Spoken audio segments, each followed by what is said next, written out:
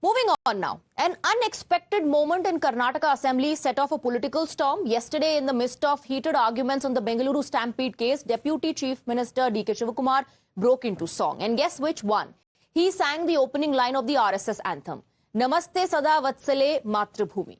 Here's that moment which sparked speculation across political corridors. नमस्ते सदा वत्सले मातृभूमि त्वया हिंदू भूमि सुगम वर्धितोहम महामंगले नमस्ते सदा वत्सले मातृभूमि त्वया हिंदू भूमि सुगम वर्धितोहम महामंगले. The incident has given the BJP a political handle. BJP leaders are using the moment to mock Rahul Gandhi, claiming his camp and the Congress ecosystem is in ICU mode.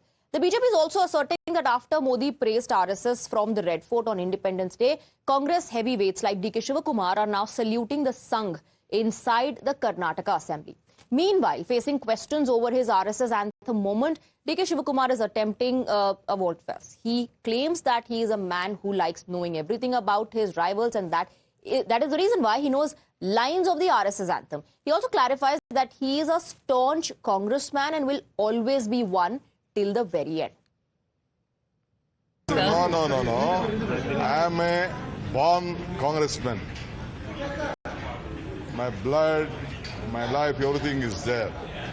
But I have made a research on non-political parties. I made a big research on non-political parties. I know how RSS is building institutions in Karnataka. I, being a leader, I made research. They are acquiring every schools in every district, taluk headquarters, investing a lot of money. They are trying to preach children.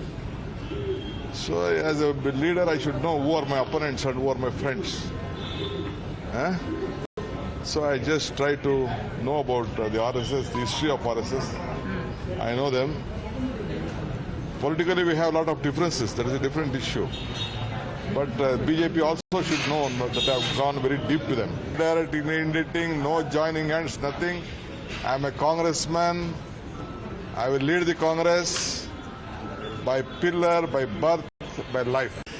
देखिए DK Shivkumar जी और deputy chief minister Karnataka के एक महान कलाकार है. कहाँ क्या बोलना, क्या बयान देना, उसमें पूरा वो उस्ताद है. मैं इतना ही कहना चाहता हूँ. All right, let's open this up and go across to our guests. We have Dr. Lakshmi Ashwin Gowda, spokesperson of the BJP, and Syed Asad Abbas, political analyst, joining us in the broadcast. So, what was this Kalakar trying to say, Syed Asad Abbas?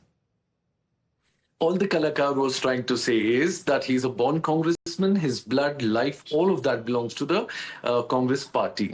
Also, as a matter of fact, he, of course, he sang the RSS anthem in the prestigious assembly here in my beautiful state of Karnataka, you know, Namaste Sada Vatsale Matrabhumi, which of course glorifies the nation. There is nothing wrong with it. He also says that he is able to learn about his opponents in the Bharatiya Janata Party, his opponents in the Rashtriya Swayam Sevak Sangh, understand them, understand their mode of operation, their standard operating procedure. And he got a good backhanded compliment from the BJP state president as well. Isn't that convenient now? Isn't that now convenient? Because D.K. Shivakumar has said that in the assembly. So, of course, you know, party members don't know how to respond. Then there are those who are saying, okay, you know, nothing wrong with it because the song is dedicated to the nation, when those same people object to the Prime Minister talking about RSS and thanking RSS for its service. The fact of the matter, we need to understand that it is D.K. Shivkumar's categorical statement. As a matter of fact, I'm glad that my friends of the media addressed this question, that Mr. Rahul Gandhi goes, completely ballistically against the RSS and you are singing anthem which praises the nation. And he gave a tongue-in-cheek answer saying that I study my opponents, I understand my opponents, and in order to beat the opponents, he uses the opponents. So what does it say I think all good in politics. So what does it say about an organization or the opponent whose anthem is dedicated to the nation? What kind of an organization would it be? I think merely the anthem is not enough. It should also have a good number of freedom fighters from RSS. If the BJP spokesperson can give me at least 5 freedom fighters, I will be very happy today, and not show me mercy petitions to the British. Dr. Lakshmi Gowda, respond. The tone, tenor, and countenance in his face, and beatitude in his expressions while reciting the RSS anthem in the face of Mr. D.K. Shivakumar is so much indicative of the fact that he is ready to embrace the RSS organization and its ideology in general, and BJP in particular, and he is sending a clarion call to his Congress High Command and its hegemony that if at the juncture of the Congress party, when it is facing constant power struggle, constant infighting, constant dissenting, and constant political slugfest, is so much commendable and it's so much acceptable, and is ready to embrace the fact that RSS as a he clarified. He said, I like to study my opponents. That's the reason why he perhaps knows the anthem of the RSS.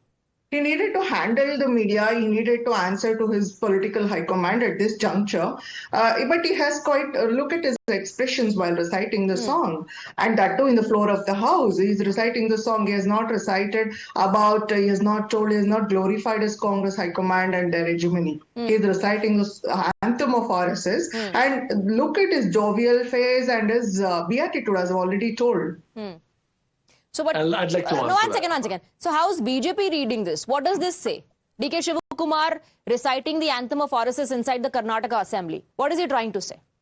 When they are at the juncture of political power struggle, I think it's a clear indication of Mr. D.K. Shivakumar having faced lots of frustration inside the party, lots of political dissenting, so he is ready to embrace RSS in general, so it's and BJP in particular. It's indicative of. However, the Congress spokesperson may not be able to agree at this point of time because he is not entitled to do that, and so is the case with Mr. D.K. Shivakumar. So it's indicative that he's frustrated with the functioning of the Congress party, Mr. Abbas, is Dr. Gowda, and is ready to embrace the teachings and ideologies of RSS.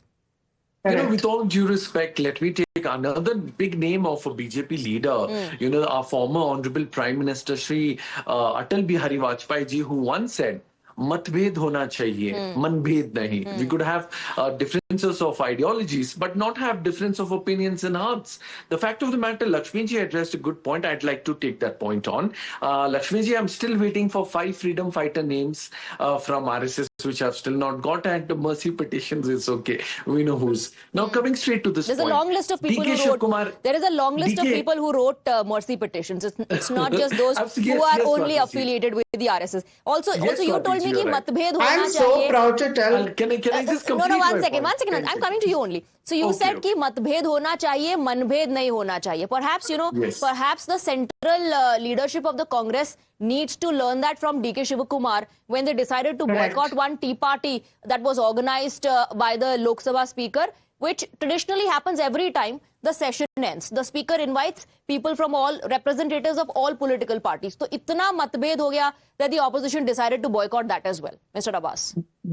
Swati ji, you are right about this point, which particularly happened. But let us understand, in politics, there is going to be a certain amount of bitterness which comes in, which is unfortunate. We can, of course, rise above politics and take on. Now, completely coming to D.K. Shivakumar ji, the Honorable Deputy Chief Minister of my state of Karnataka, I can tell you, this man will never ever join the BJP. If he joins the BJP, I will leave coming on television. I can guarantee you that. Never say never in politics. See my face. Never say never in politics. No, he will not. Never say never in politics. Syed Asad Abbas and Dr. Gowda, thank you very much. That's all the time I have for the debate.